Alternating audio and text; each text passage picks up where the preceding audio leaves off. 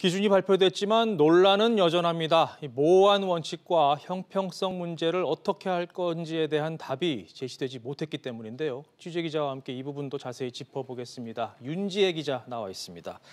자, 윤 기자, 네. 먼저 이 맞벌이 부부가 상대적으로 좀 불리하다는 지적이 나오고 있죠. 네, 그렇습니다. 지급 기준을 가구당 건강보험료 합산액으로 정하면서입니다. 예를 한번 들어보겠습니다. 4인 가구 기준 직장보험 가입자의 경우 23만 7,652원 이하만 받을 수 있는데요. 연봉 5천만 원인 직장인은 1년에 건보료를 통상적으로 10만 원에서 15만 원 선을 내게 되는데 예를 들어 맞벌이 부부가 각각 건보료를 13만 원씩만 내도 기준을 초과해서 못 받게 됩니다.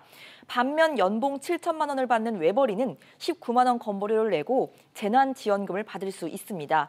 결국 생계를 위해서 맞벌이에 나선 가정이 많은데 비슷한 연봉을 받는 맞벌이는 못 받고 조금 더 많이 버는 외벌이의 경우에는 지원금을 받는 상황이 생기게 되는 겁니다. 네, 이거 좀 문제가 될 것 같군요. 이 고액 자산가 제외하는 논란도 지금 커질 것으로 보이는데 어떻게 기준이 정해질까요? 네, 자산에 대한 기준이 금융재산인지 고가 아파트인지 또 자산 얼마부터가 고액으로 분류할 것인지에 대해서 아직 아무런 기준을 정하지 못했습니다.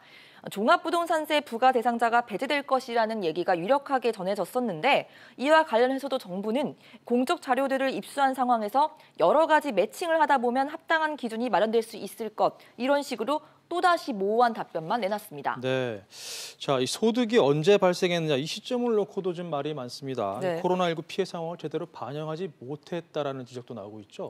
네, 그렇습니다. 정부가 지원 기준으로 제시한 건강보험료의 경우 직장 가입자는 작년 소득, 자영업자는 재작년인 2018년도 소득으로 기준을 삼게 돼 있는데요.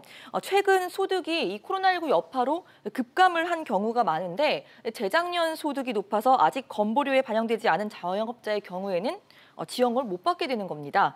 정부는 자영업자가 소득 감소분을 직접 증빙을 하거나 아니면 지자체를 통해서 보완을 하겠다는 입장인데 원칙이 아직까지도 모호한 데다 기준의 합리성에 대한 의구심도 여전한 상황이라서 발표가 됐지만 이 재난지원금을 둘러싼 혼란이 계속 더 심해질 수도 있을 것이라는 전망이 나오고 있습니다. 네, 윤지혜 기자 잘 들었습니다.